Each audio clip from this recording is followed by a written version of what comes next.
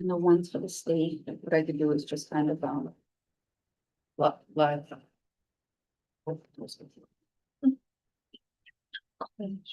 sounds good. Okay, we will officially call to order the committee of the whole meeting for the school committee. It is September 9th. The time is 5. Those who can, please rise and salute the flag.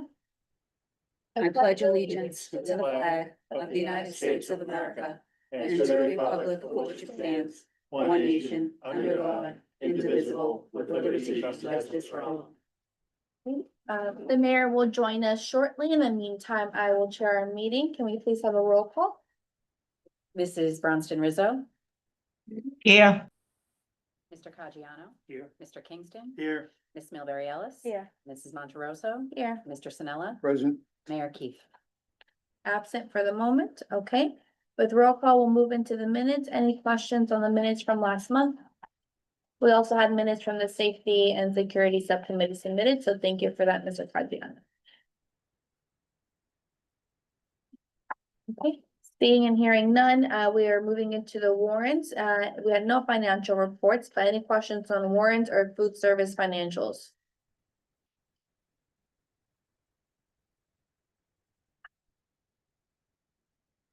I have, I think one note, Matt, I just noticed it right before the meeting, I should have called to your attention, but I believe on the very bottom of the food services financials, it should say 300K. You found it too? Yes, we're missing a K. Okay, So the, once a year, we give you a food services program financial report. Try to do it in August. Sometimes it bleeds into September. With the transition between food service management companies, we're getting this to you in September. The most important note from this was that you do see that there was a deficit in the program for the last school year. That was not unexpected because we were living into the new collective bargaining, both with the full-time but also the part-time staff. And part of that reality was having some retroactive pay hit within the school year subsequent to that being settled. So we know that there would be something of a deficit realized this year that encompassed both the previous and current fiscal year. And you can see that we were amply prepared for it. Our fund balance, you can see the number that we put into the report. So we've been trying to have that there for a year such as this. So this year we'll be charging fringe benefits, health benefits for full-time cafeteria staff to the food services program. And also some indirect costs for utilities, other things like that, that can be charged to the program, which, as you remember, helped us with our budget for this year. So we'll be chipping into this fund balance over the next 2 years, both through the charging of indirect costs.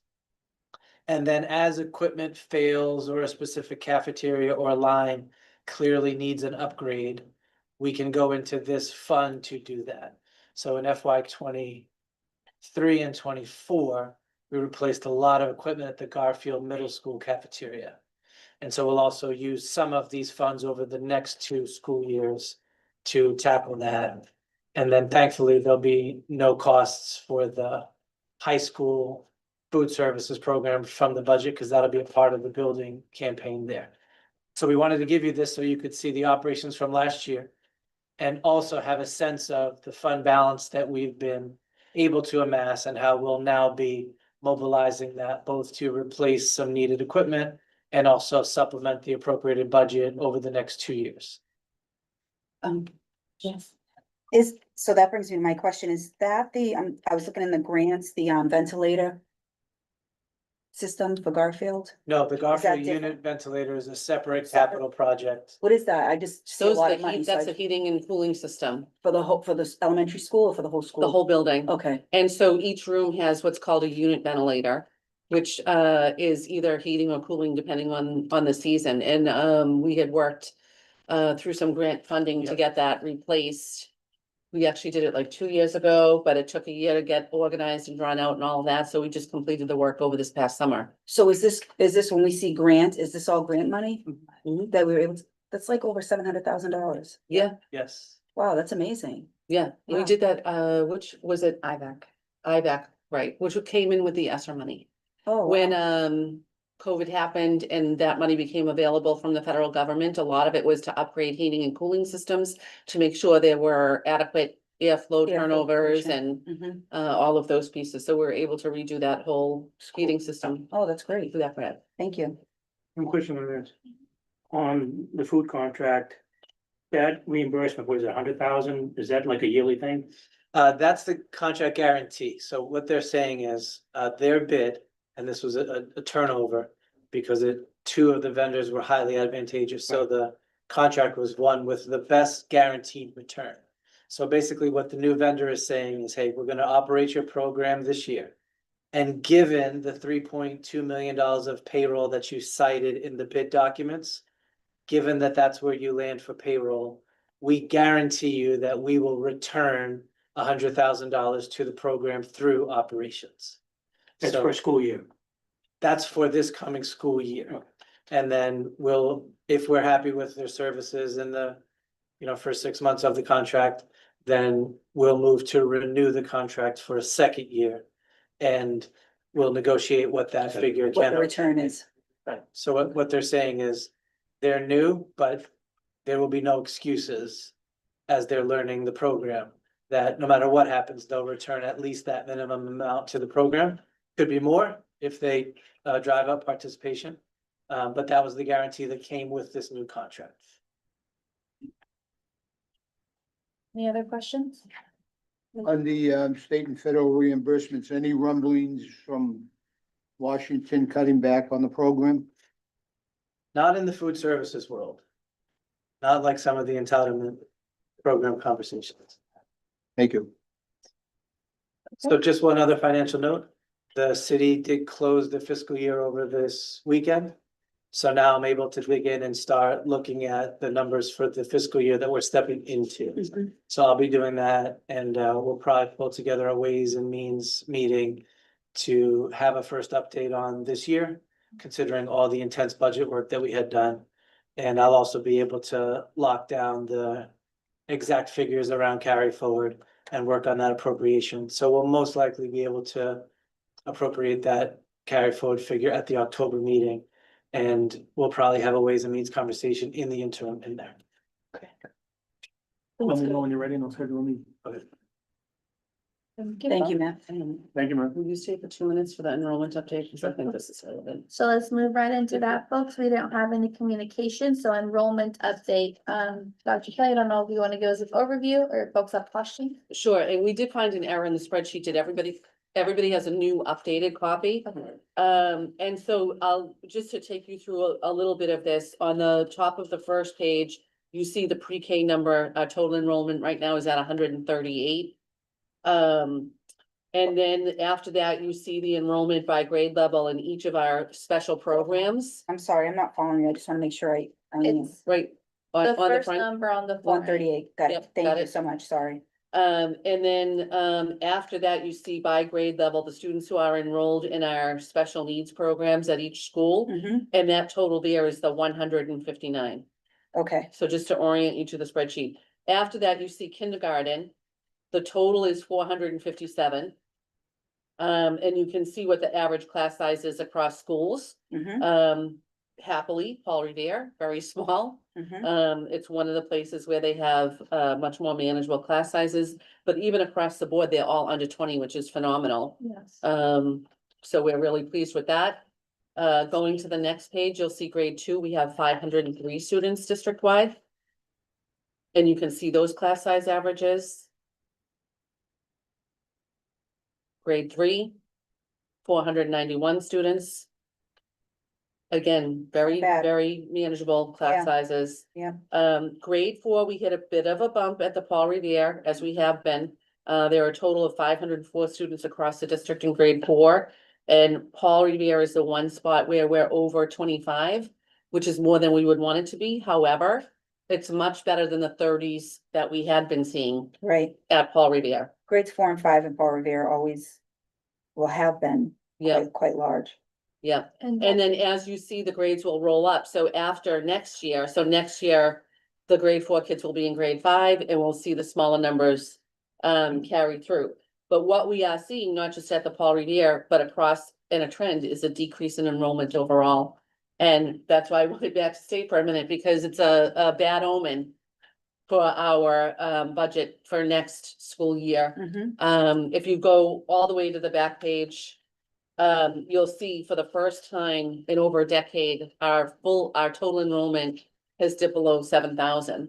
We're at 6,908 right now. That's as of today. And with- Revere High School has dropped just a little bit, but we're still at 1961, and 130 kids are at City Lab. So we still have over 2,000 at the high school level, which is about where we had been trending, somewhere between 2,000 and 2,100. But it's just something to bring to the attention of the school committee, because it means we're gonna see significant Yeah. budget issues next year. Could you let us know that on October first, what the enrollment is? Maybe send us an email. So the October 1st enrollment numbers don't actually come out until about mid-November. Okay. We have to submit the data to them on October 1st, but then the state crunches them.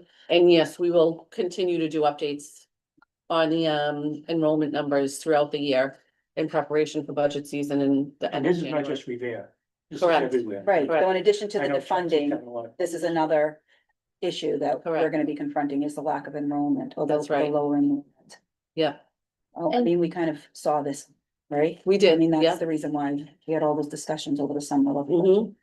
My question is it because we're just leveling off as a city on school age or students, or are we seeing students leave our district? I think that we're seeing students leave the district, not just in Revere, but in the surrounding communities as well. I think it has a lot to do with the current tenor around immigration. So we're seeing a lot of families leave and relocate themselves. Like in other, like, are we talking like charter schools, private schools, or just outside of the city and the state? I think outside of the city and the state, I think there's a lot of that happening, because our surrounding communities are also seeing decreased enrollment. So it's not like they're moving from here to Chelsea or Winthrop or any place, so. And Mr. then- Mayor, I did want to highlight, because we did have the conversation this morning in the cabinet, in your cabinet meeting about enrollment. And so we ran the numbers again today, and we have dipped under 7,000 for the first time in over a decade, which, because I had said to you, no, I don't think we're under 7,000. I just wanted to highlight that for you. No, I thank you for clarifying, because I remember, I thought you said we were very close to that recently, so Yeah, that's what, that was stuck in my head. yeah. Any other questions on enrollment? No. Okay, so then with that, I'll pass it back to the mayor. We're moving on to personnel items, new hires, retirements, or resignations and termination. Thank you, Ms. Monterosso. Thanks, man. So, I guess we're on to retirements, resignations, new hires. Okay, You see the list before you, and it's pretty extensive. A lot of this is work that we had been doing over the summer, but didn't have drawn up in time for the August meeting. So most of these people, I would say, have been with us since the start of the school year. But that postdated the last meeting of the school committee, so they're coming on your September list as new hires or resignations, retirements, and transfers. And Dr. Mokaba, I believe we're at 3 open positions district-wide. So very I mean, good news, bad news, yeah, that's good. much better shape than we were in at this time last year. do you know, specific positions or? I believe there are one special education and two ESL. Can I backtrack just for a second? I just wanted we still have paras in the, I'm sorry, I didn't get a chance to say it. We still have paras in the 4th and 5th that are there to help the teachers with the logic classes? Yes, yeah. Okay, no, I just, We didn't eliminate any For the- paraprofessional just positions, for yeah. just for the parents to know, what are you doing about it? Mhm. There's not much we can do. We don't have any more classrooms, but at least we're helping the teachers as much as we can. Do you guys have a, I lost the word, if I wanted to post those 3 jobs? on It's social there media, on our website. on the website, Yeah. I could just pull them off of there, Mhm. okay. Yep. And most of what you Yeah. will see are like longer term sub jobs. Mhm. We do have a lot of listings, but they're longer term sub jobs They're for not full-time maternity. teacher. They're not full-time teacher. Okay. Great. Yeah, this is good. I'm glad to see a lot of these names on here. Thank you. And, donations, acceptance grants? So I'm pleased to announce that we have a number of grants that were announced in the last couple of weeks that we can share with you for your approval. The first three are from the Mass Cultural Council Creative Experiences Grant, 5,000 each for the Beachmont, the Paul Revere, and the AC Wayland. And all three of those grants are used to bring Change is Simple, which is the hands-on science program that we have at our elementary schools. And we worked with Change is Simple to apply for that grant. And those were awarded recently, so we're excited for that. It's a great opportunity for our elementary students. The high school co-occurring response team grant, 185,000. That's a grant that we've had, I think this is either our third or fourth year that we've had that grant. And that funds a big chunk of it funds the 2 social workers that we have on staff from North Suffolk Mental Health, who help students who are experiencing different kinds of crisis. It also pays for the I Decide program, which is a cessation program that students who are caught vaping. One of the ways that they can avoid more stringent discipline is by participating in the I Decide program. And then it does pay for some peer mentoring for students who are experiencing social anxiety or different kinds of stress. And finally, it pays for, we have 2 to 3 family engagement nights where we talk to families about these things like vaping and social media, stress, all that stuff. And that is all funded through the grant. So we really do stretch the $185,000 pretty far. But it's a great resource for the students at the high school. The next grant is called the Genocide Education Grant, and Christina Porter applied for this one. It's just under $40,000. It was awarded to Revere High School for grade 9 and 11. And that pays for our membership with Primary Source, which is an education company that gives primary source reference materials for students to use as they're doing historical research. And it also pays for professional development for teachers in the history department. So they can write lesson plans and have comprehensive lesson plans that include genocide education in those curricula. Are these neutral sources, What neutral, like in the sense that they're not? they're apolitical, they're all Apolitical, that's what I mean. Yeah. historical references only. Okay, Yeah. Thank you. thank you. The Paul Revere School, has applied for a grant through Subaru, $2,360, which is gonna help, them implement their ball pit? Sounds good. Learning, playful Learning learning. pit, Learn- playful yeah, learning. Learning pit or Okay. playful learning. Yeah. Sounds good. I have to Yeah. make more space up here, but, they're excited about that. It'll help them buy some more supplies. Basically, they have one grant that's paying for teachers at certain grade levels to get the supplies and materials that they need to implement the playful learning. And these funds will be used to procure the same materials for other classrooms that were not included in the original grant. And then finally, the Garfield Elementary School, apparently is a Burlington store opening on November 1st in Revere. Mhm. And as part of their grand opening, they have engaged with Adopt a Classroom, which is a nonprofit organization, who reached out to work with the Garfield Elementary School. And that $5,000 will go for teachers to buy supplies and materials for their classroom. Dr. Napier will oversee that and work with the teachers on identifying exactly what they want to use that funding for. It's great. So they buy it at Burlington or?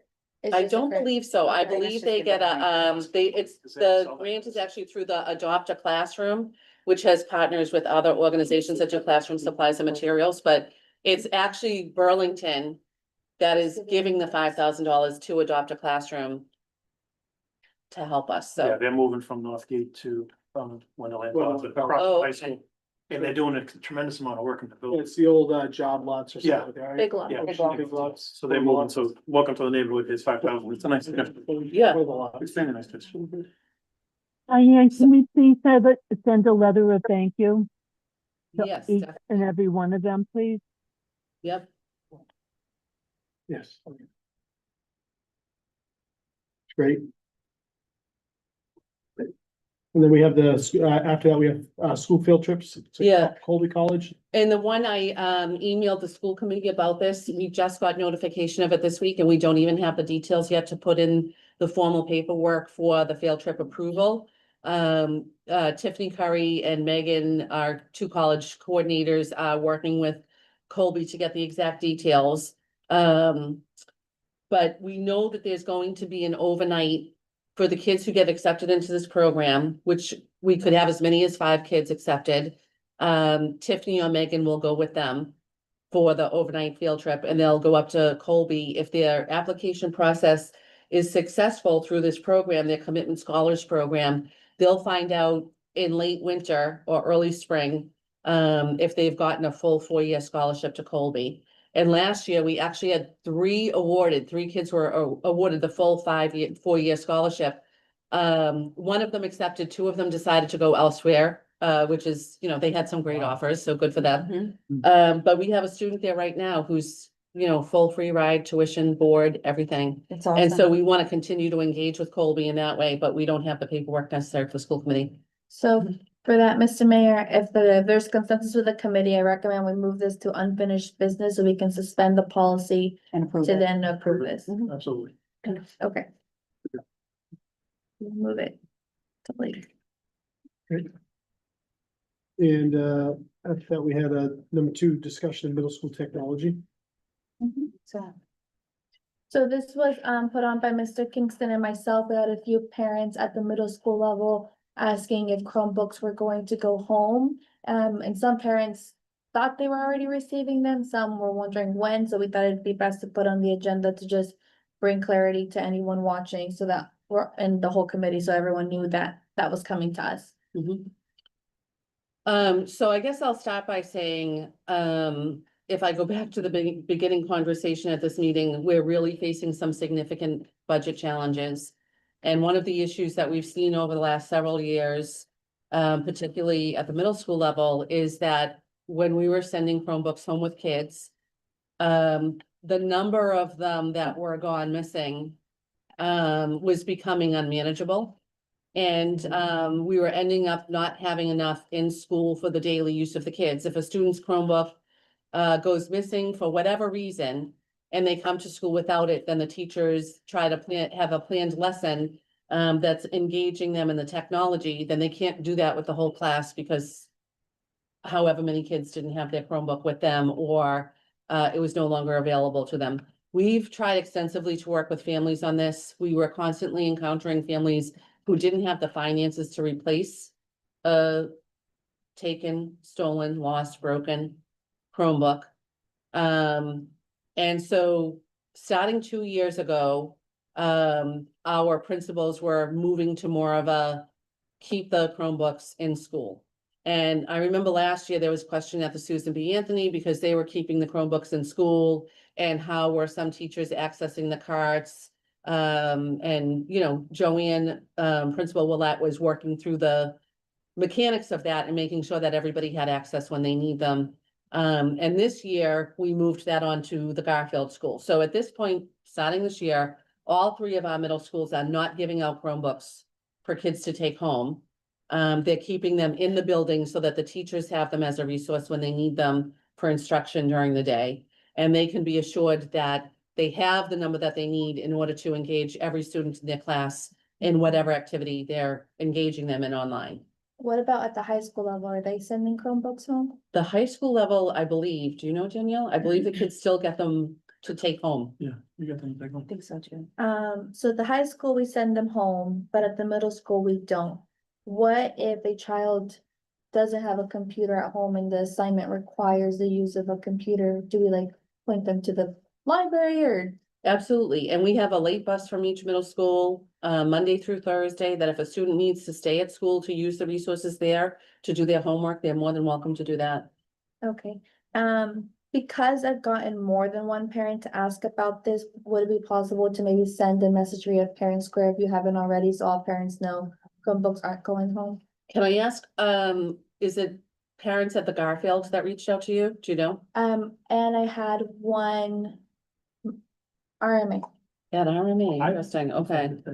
I'll ask all three of the middle school principals to send notices to Yeah. families. So my concern is, I understand not taking them home, I get it. And I know that only one school in my opinion, one school seemed to be letting them go home and the others didn't, and that stopped, and that's That was fine. about Bill, That's equity, yeah. no, that's fine. It's equity, everybody, I'm sorry, no one's taking them home, and I get it because of cost and other things.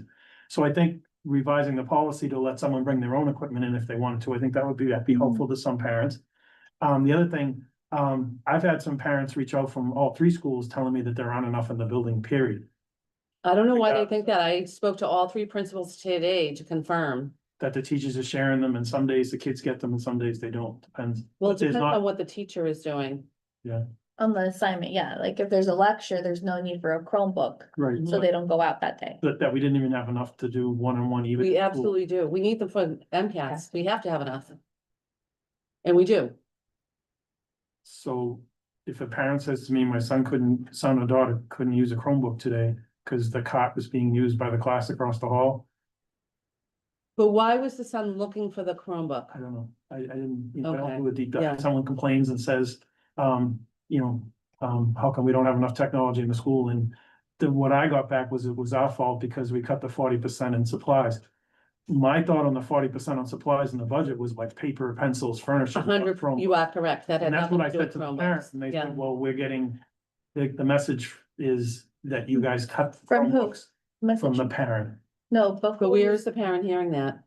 I don't know. Well, no, they From the said, kid. we know you cut supplies because we watched them. Oh, yeah. Last year. Right, And I right. said, in my vote, in my mind, and I didn't ask, so I'll take a blame for that. I didn't think Chromebooks were supplies. Right. One supplies are in my correct. head is paper, pencils.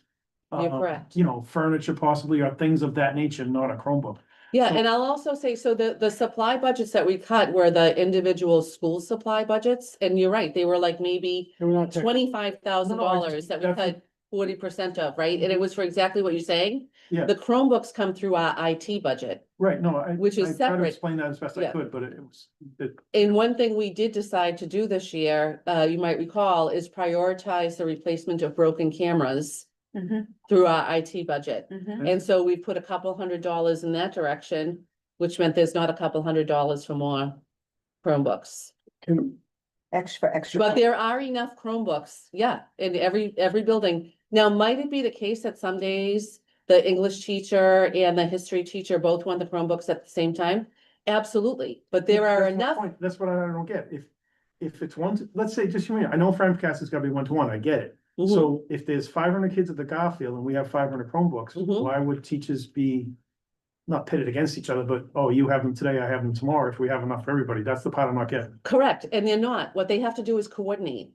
And say, like, in that scenario, who's the other teacher who has a Chromebook cart in their room that I can use those Chromebooks instead of these Chromebooks? Do you know what I mean? No. Like sometimes a If I should teacher- have a cot and I should have a cot and someone else should have a cot, right? Or, no. Well, remember that the teachers teach 4 periods and there's 6 periods a day, right? So we would need 150% of the number of kids in Chromebooks to give them to every teacher. So instead, they're housed in certain rooms, but the teachers know that they have to share them. They're not my Chromebooks. Yeah, They're just stored we have the carts that they can lock them up in. Part of it is a security thing. And the cart has to be plugged in order to charge all of the Chromebooks. But so if it's my prep period, you can take my Chromebook cart to your room. They're all on wheels. right. They're all Yes, movable. What the conversation that I got from the parent was basically, he gets a Chromebook today, but not tomorrow because the other class is using it. So. And then that foiled back There's not to, a one classroom cart. Can I Yeah, bring up does- something? Sure, that's. Mrs. Anyone Rizzo. mind? Sure. Go ahead. I think in this case, we need to be telling those parents they need to be talking to the administration of their own school and not us. I mean, it's good, we're gonna have to hear it no matter what, but I think we should refer them back to their own administration to get the answers, seeing that most of us don't even have the correct answers. Yeah. So would think. I mean, I encourage everyone to refer parents asking questions like that to go to their child's teacher or administration. Thank you. Patrick, Mrs. Sinella? through you to the superintendent, with the missing Chromebooks, et cetera, aren't there insurance policies on these? Aren't the parents requested to put a deposit? I mean, it just can't be carte blanche. There's some responsibility. At the high school, they do collect fees for broken Chromebooks. Okay, why not the middle school then? They have been in the past when they were giving them out. But if the parent says they can't afford it and they don't Yeah, pay between it, the No, rock and people a hard can place, afford a pack yeah. of cigarettes, but they do. can't afford a $50 Well, deposit. Mr. Sinella, we shouldn't assume how parents are spending their money. I don't think that's appropriate to assume they're spending it on cigarettes and alcohol. Yeah, but everyone conveniently can't afford something, but they can afford something. So priorities, educational, we're providing them. If they're not being utilized properly, then we have to improve something. I think it's just, it's the, and like you can't force somebody to pay. Just like you can't force somebody to pay a bill. Do you know what I Yeah, mean? and if we go back to earlier in the conversation, when we were talking about maybe revisiting this policy Yeah, and allowing students to have their own device in Yes. school. Uh, well, it's already on the subcommittee. Yeah, that would be helpful, It's 'cause already that, on, it's already on the With list. soft of policies too. No, agreed. I'll just say, I don't disagree, and if there's guidelines on the device, because we.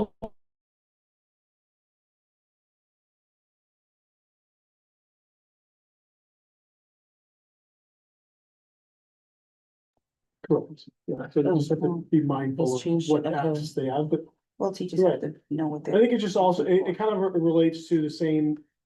It becomes my kids both went to Riga High School, they both paid the insurance policy, they both, I can tell you my son at least, my daughter probably not. Must have broken 2 or 3 Chromebooks, or lost 2 or 3 Chromebooks, and we paid. But I also know that some families either can't or just choose not to, and then it pins a lot of, this poor kid is in front of their teacher, and it becomes a huge distraction, so.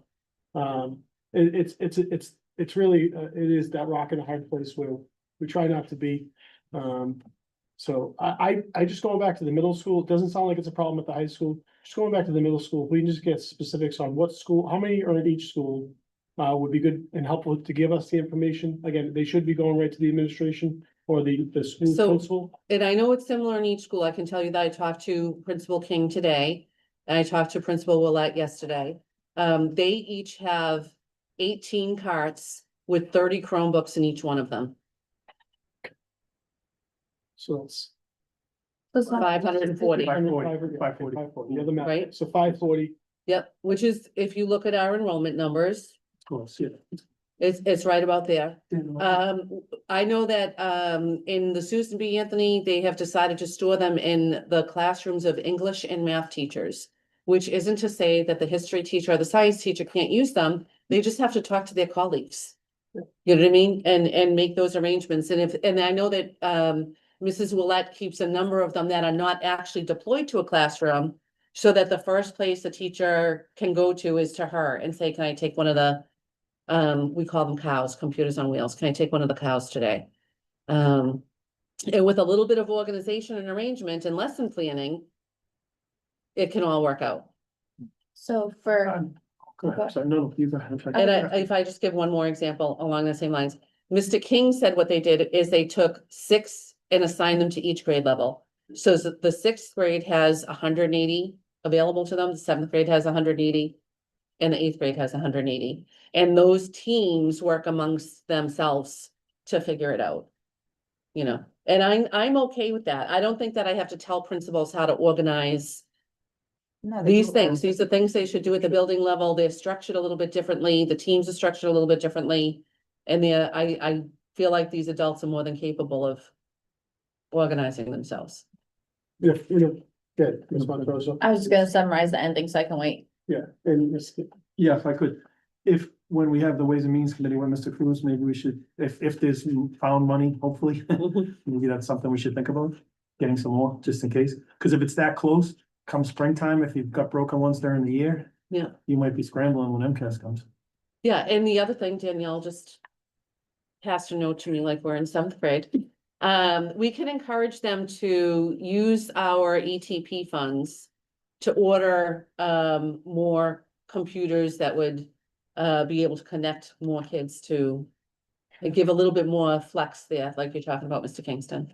I don't wanna, but that, you know, money doesn't solve every problem, so you Mhm. reach for your mind, not your wallet all the time. Mhm. It's, if there's enough currently, and they're either not being deployed properly, or there's a misnomer, and this is actually not really an issue, then we should probably get to more of the specifics, so if parents or people are concerned, let's get down to the Nitty-gritty of the concern, the base level, what school, what classroom, what day, so then we can have a teaching moment. Is it these two classrooms aren't working well together, they're not preparing in advance, they shoot from the hip? I'm not saying that, but is that the issue? Or is it a technology in a product issue? Or are they a bunch of them down, they weren't charged the night before? It could be as simple as that. Hey, they didn't plug in 2 carts. These were dead for the entire day, hence the issue. All the money in the world isn't gonna fix that. Right. All the Well, we money in the shouldn't- world isn't gonna fix teachers not working together. Not saying they don't, I'm sure they do. Right, but But- it might be an easy fix. It's one of those where, let's get more specifics before we make. That's spending money. Yeah, and I can tell you, the Especially principals since have all said to me, we're good. Yeah, Great. and we have libraries in every school that has extra computers if we needed them come and test In it. computer labs. So for me, it was just the clarification for anyone watching, everyone from 6 to 12 has a one-to-one Chromebook opportunity in the schools, high school and city lab.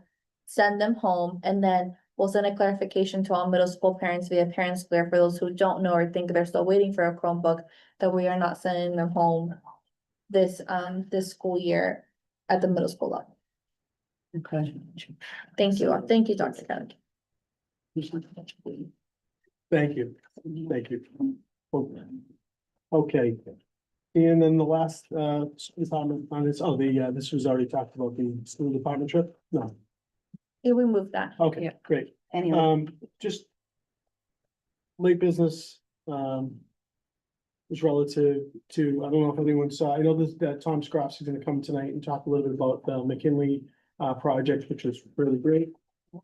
So that's gonna provide a little bit of an update, and only because I'm not gonna talk about the general committee tonight, but I don't think we're gonna have a meeting before October 4th. We're doing a fall fest at Beachmont Square, at the yard at Suffolk Downs. But kudos, Kelly Williams and her team and the music team are gonna help provide they're going to perform.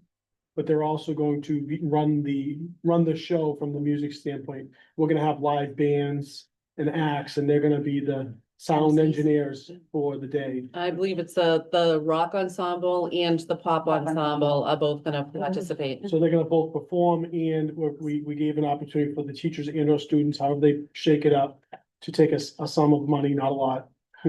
And take the money we would have paid an outside vendor to do the sound for the day. It's a good experience, good community involvement, also an opportunity to put a few dollars into the till, however it's shaken out. I'm sure that they work a lot more than that, but maybe they'll bring City Lab in to do some of the staging. who knows? you know. Thank you, that's a great idea. Yeah, it's gonna be great. So we're looking forward to October 4th. Should be a really fun day, 6 hours of entertainment and fun. Fall fest.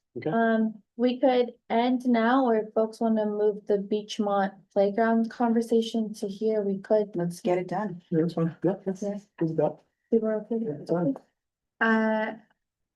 Again, this item was from Mr. Kingston and myself, so.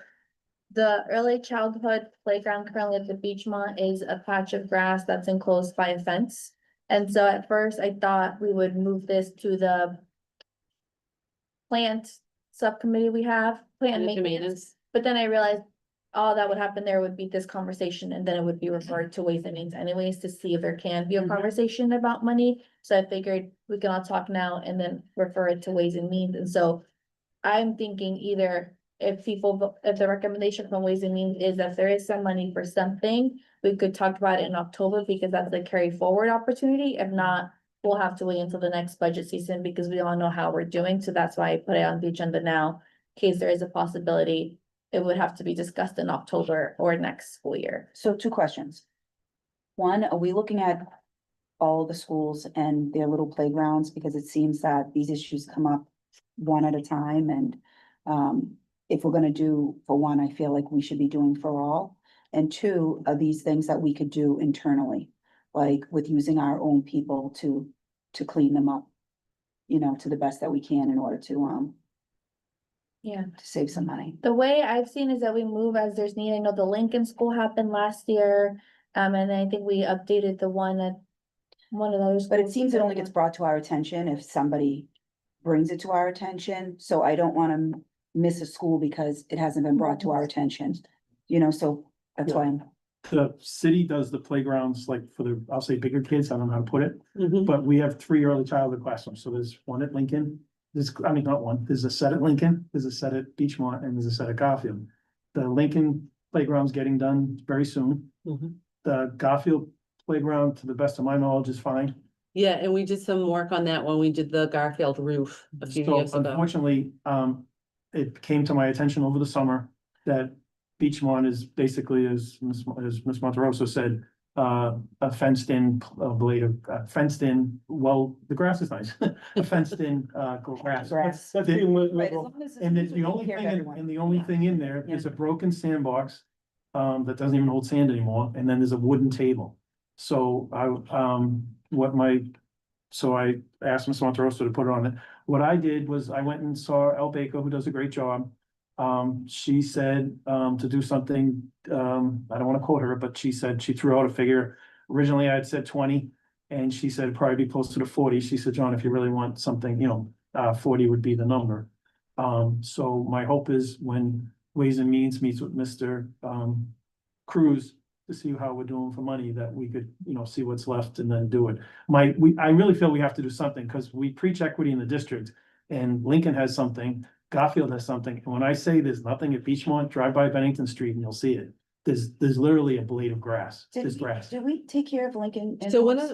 one of the challenges, we didn't do it in-house, no, we have a partner, and this is one of the things that Tom is gonna update on tonight. We're doing part of the work in-house, we're gonna remove Carl and his team are gonna work with Mike Parent to remove the tree that's too close to the building and infringing on the roof there. So that part we're gonna do ourselves, which brought the cost down a little bit, but it was still a 56,000, I think it came in at. Stayed on the 60. But the Lincoln was a more complicated project than what the Beachmont would be, because it's on the hill. And it's got the fence that comes together in a funny angle, which is what brought this whole thing to a head in the first place. The Beachmont is a much simpler site because it's a small, flat, regular rectangle. The challenge that I want to bring to the school committee is that your chapter $70 are to fund K through 12 or K through 12 plus education for students between the ages of 6 and 21. Early childhood is different than that. And it's just something to keep in mind, like this money that we're spending on the Lincoln playground, the money we're gonna spend on the Beachmont playground, are not net school spending eligible, Right, which is typically fine. But when we're in a tight budget and we're talking about cutting, that's where you have to be a little bit careful about how you're spending chapter $70 on non-net school spending eligible categories. So I would bring that up. I do think it's worth exploring for exactly the reasons Mr. Kingston said. I would love for us to see if we can get another grant through Kaboom that's what I was or gonna ask, maybe we can look into grants, who does that for us? So It's No. El Baker, I've spoken to her, yeah, I had the conversation with her. if I can also add, I mean, obviously, it doesn't sound like a heavy lift, and I think that it is worthy. You're right, you do have, young children there. It'd be good to give them a little bit more than what's there. If we can do it within the means. But just to kind of answer the question on the rotation of how parks are done, we do try to keep a little bit of a schedule, we mindful of the schedule. But it also wear and tear can dictate that schedule, and one can jump, and I'll just choose the West Riviera Complex is the most highly used park in all of our city, bar none. yeah. So that one, even if you redo it every 5 or 10 years, it's gonna look, like it needs to be done even more often than up here, like the back of Paul Revere Park.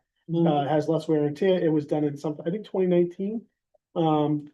Because I'm you know, supposed to keep everyone away. That's true, but it's just the use is not high, it's not a heavy walking area, there's not a lot of, so. It's not as visible clearly, Yeah. right? So when you drive by the West Riviera Complex, you see it's front and center, and kids will stop and play, even if they're probably not from, the neighborhood. But there is a general cadence of updating those larger playgrounds. So it's a balance, but I think that it's definitely worthy of the discussion of putting a small investment into the Beachmont School Tot Lot, ER. Yeah. I'm also wondering, Mr. Mayor, if there's not some, community funding from HYM across the street, if that's not something that they might want to look at helping us There's with. all sorts of ideas that we can take a look at, there's, there's all sorts of mitigation that we could try to, at some point negotiate. Those do take time. Mhm. So this one sounds like it definitely needs to, more, I mean, I'm just a bit of a realist. It's September. Nothing's gonna get done before the winter, but if we could try to line up, and have the stars align to do something in the spring, that'd be worthwhile. And, if it's, I think that the number was somewhere like $40,000 of, as Al made, Yeah, I spoke to to do something decent, that would be nice. I think it'd be worth it. But Patrick, you get Massport, those planes come over very low, I mean, I'm with you.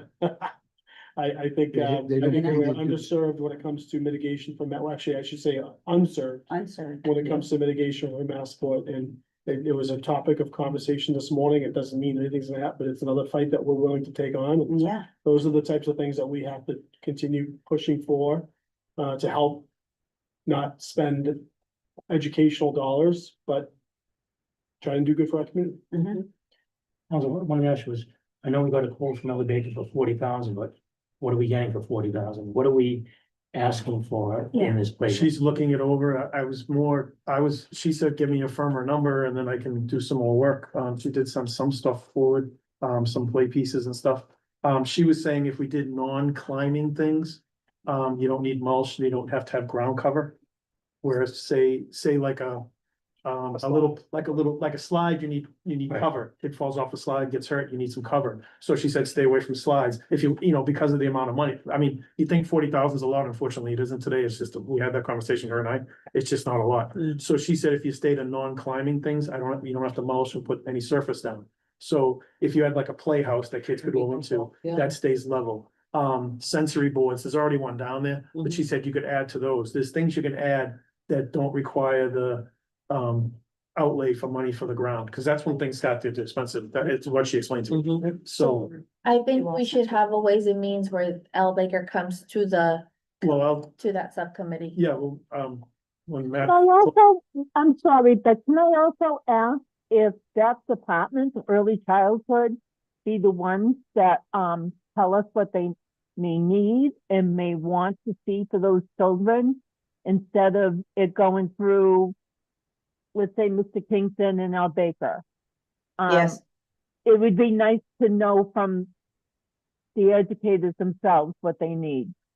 Good point. she's I right. can have that conversation with them and try to get a more detailed For the- request list. You mean it doesn't matter what Aisha wants?